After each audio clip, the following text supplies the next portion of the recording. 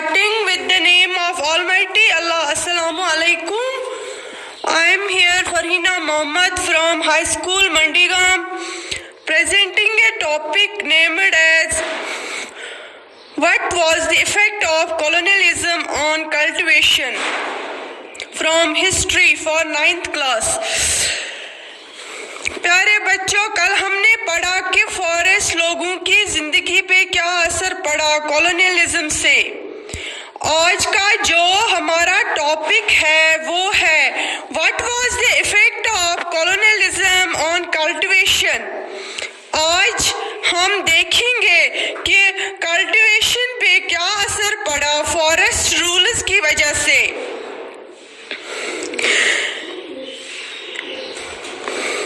European colonialism से सबसे ज्यादा असर पड़ा शिफ्टिंग कल्टीवेशन, और जिसका दूसरा नाम है स्वीडन कल्टीवेशन। आप ये सोच रहे होंगे कि ये स्वीडन कल्टीवेशन क्या है। चलिए पहले इसकी डेफिनेशन समझते हैं।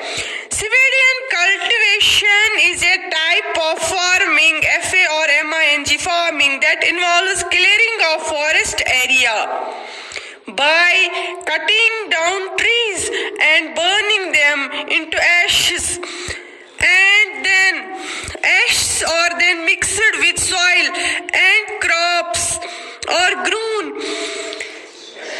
into cultivation in that area. तो अब हम इस डेफिनेशन को एक्सप्लेन करेंगे।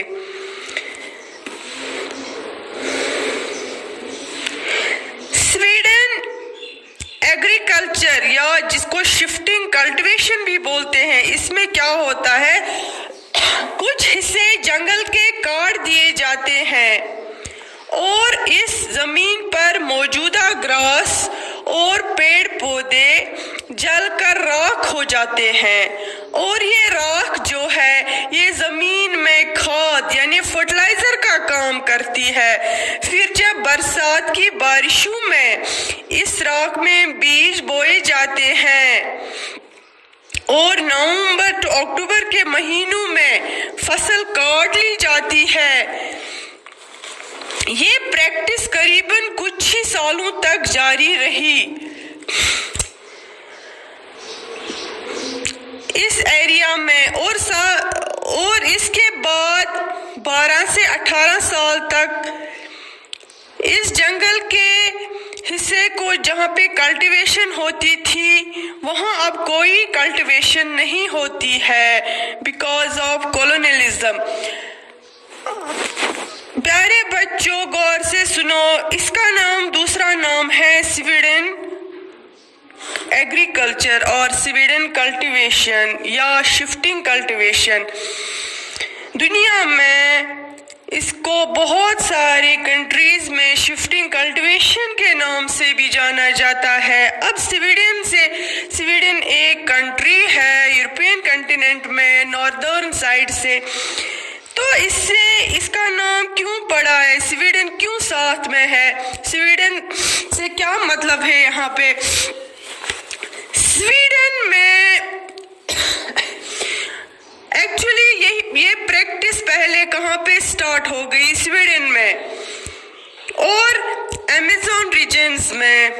अमेज़न दुनिया के सबसे बड़े जंगल, घने डेंस जंगल है, तो इन एरियाज में जो ट्राइबल पीपल होते थे और जो स्वीडन कंट्री में पहले ये स्टार्ट हो गई ये प्रैक्टिस, जिसकी वजह से ज़्यादा इसको कहाँ पे इस प्रैक्टिस को करते थे, यूरोपियन कॉन्टिनेंट में, और यूरोपियन कॉन्टिनेंट में स्वीडन में इसकी जो बर्थ हो गई, इसलिए इसको शिफ्टिंग कल्टीवेशन या स्वीडन कल्टीवेशन भी बोलते हैं।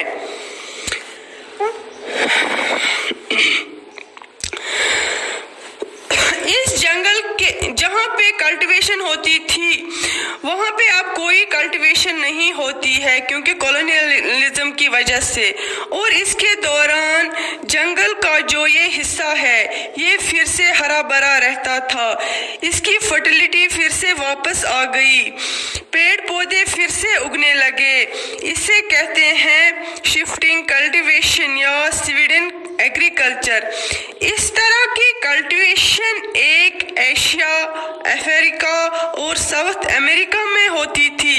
इसे बहुत सारे जगहों पे अलग अलग नामों से जाना जाता है, लाइक